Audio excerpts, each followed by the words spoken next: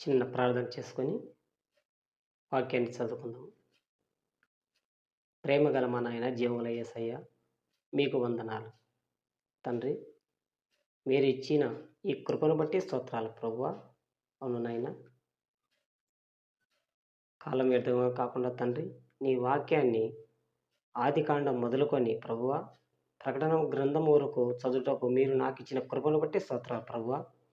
ఎవరైతే ఈ వాక్యాన్ని వింటున్నారో ప్రభువా, ఈ వీడియోను చూస్తున్నారో ప్రభువా, వారు వాక్యమును విని గ్రహించుకొని వాక్యానుసారం జీవించుటకు కృప అనుగ్రహించమని తండ్రి.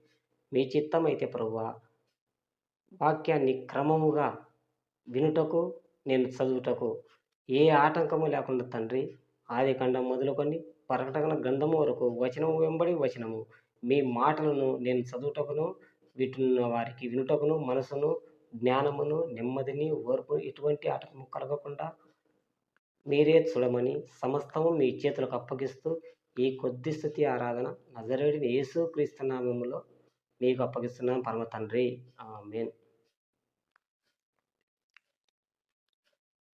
పరిశుద్ధ గ్రంథము నుండి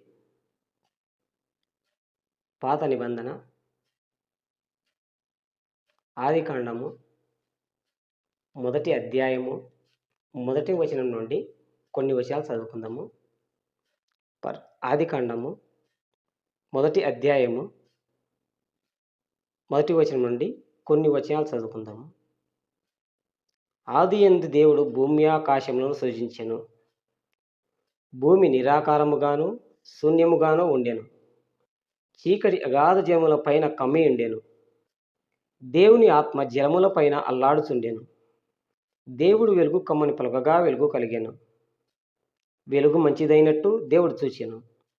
దేవుడు వెలుగును చీకటిని వేరుపరిచెను. దేవుడు వెలుగునకు పగలనియు చీకటికి రాత్రి అనియు పేరు పెట్టెను. అస్తమయమును ఉదయమును కలగగా ఒక దినమాయెను.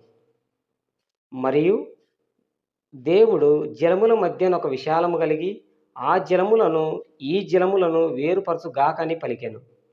దేవుడు ఆ విశాలము చేసి విశాలం క్రింది జలములను విశాలము మీది జలములను వేరుపరపగా ఆ ప్రకారమాయెను. దేవుడు ఆ విశాలమునకు ఆకాశమని పేరు పెట్టెను. అస్తమయమును ఉదయమును కలగగా రెండవ దినమాయెను. దేవుడు ఆకాశము క్రిందనున్న జలము ఒక చోటనే కూర్చబడి ఆరిన నేల కనబడును గాకని పలకగా ఆ ప్రకారమాయెను. దేవుడు ఆరిన నేలకు భూమి అని పేరు పెట్టెను. జలరాశికి ఆయన సముద్రములని పేరు పెట్టెను. అది మంచిదని దేవుడు చూచెను. దేవుడు గడ్డిని విత్తనములిచ్చు చెట్లను భూమి మీద తమ తమ జాతి ప్రకారము తమలో విత్తనములు గల ఫలవృక్షములను భూమి మిలపించుగాకని పలకగా ఆ ప్రకారమాయెను. భూమి గడ్డిని తమ తమ జాతి ప్రకారము విత్తనములిచ్చు చెట్లను తమ తమ జాతి ప్రకారము తమలో విత్తనములు గల ఫలవృక్షములను మొలిపింపగా అది మంచిదని దేవుడు చూచెను. అస్తమయమును ఉదయమును కలగగా మూడవ దినమాయెను. దేవుడు పగటిని రాత్రిని వేరుపరచునట్లు ఆకాశ విశాలమందు జ్యోతులు కలుగును గాకనియు అవి సూచనలను కాలములను దిన సంవత్సరములను సూచించుటకై యుండుగాకనియు భూమి మీద వెలిగించుటకు అవి ఆకాశ విశాలమందు జ్యోతులై యుండుగాకనియు పలికెను. ఆ ప్రకారమాయెను. దేవుడు ఆ రెండు గొప్ప జ్యోతులను అనగా పగటిని ఏలుటకు పెద్ద జ్యోతిని రాత్రిని ఏలుటకు చిన్న జ్యోతిని నక్షత్రములను చేసెను. భూమి మీద వెలుగించుటకును పగటిని రాత్రిని ఏలుటకును వెలుగును చీకటిని వేరుపరచుటకును దేవుడు ఆకాశ విశాలమందు వాటినుంచెను.